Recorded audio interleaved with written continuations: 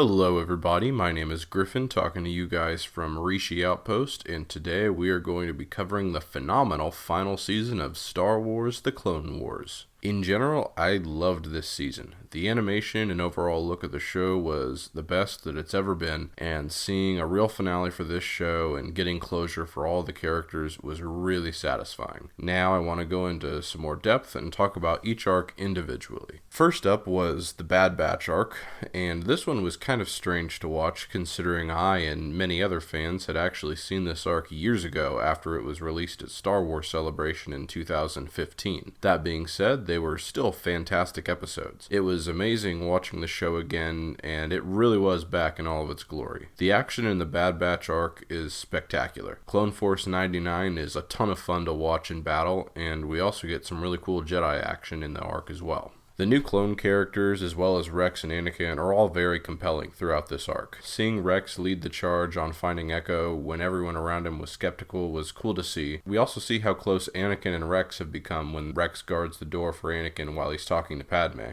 And finally, we get to see how close to the dark side Anakin is drifting when he cuts off Admiral Trench's arms in order to give him the code to stop the bombs, which was a great reminder of how close the show is getting to Revenge of the Sith at this point. I did love that we find out that this battle is a part of the Outer Rim sieges, once again showing us how close we are to Revenge of the Sith. And it also puts this battle in the context of the whole war, which is cool. I do want to talk about Echo's resurrection a little bit, since that's one of the big takeaways from this arc. In general, I'm not super against people who we thought were dead coming back. It's one of those cliches in storytelling that some people really don't like, but I think it depends entirely on the execution of it. Here, I think the explanation for how Echo lived is actually pretty good, but I didn't think it really served a particular purpose that couldn't have been achieved in a different way. I think Rex taking on the role he did could have been done another way, and I think Echo's survival doesn't really serve much purpose since we don't see him again in the show, and it's not like he's going to ride off into the sunset with his new best friends, the Bad Batch, considering that Order 66 is just around the corner. I know he would have appeared again along with the rest of the Bad Batch in future episodes had the show not been canceled, and maybe he would have had more to his story added there, but as it stands, it kind of feels like he came back for no reason.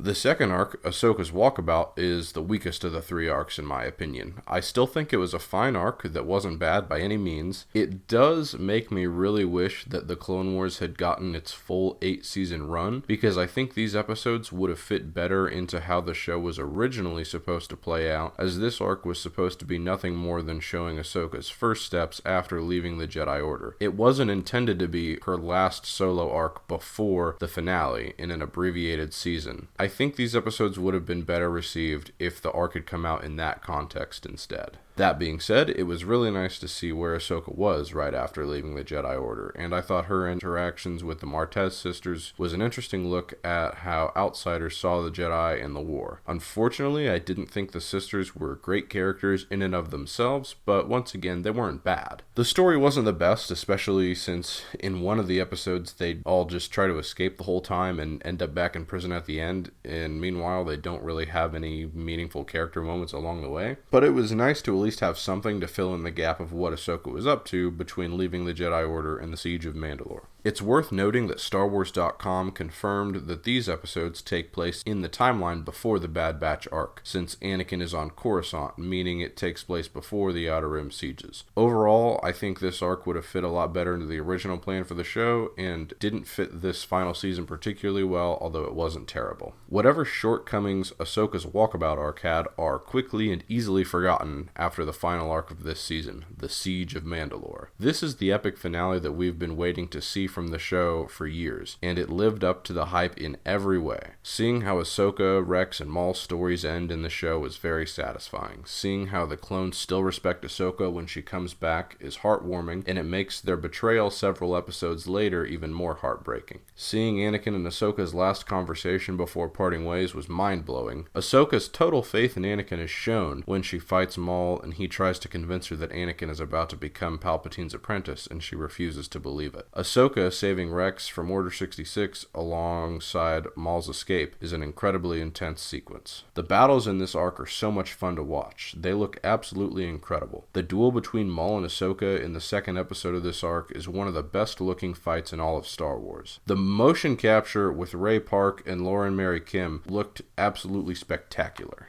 I do wish we had gotten one more conversation between Ahsoka and Rex about what the war meant for them and how they saw the galaxy differently now that it was over at the end. But the final scene of the show is absolutely perfect. Seeing Vader find the wreckage of the cruiser and looking at Ahsoka's lightsabers and the clone armor perfectly symbolizes how the Clone Wars accomplished absolutely nothing for the greater good of the galaxy and brought about Darth Vader and the rise of the Empire. I can't think of a better final scene to end this show with.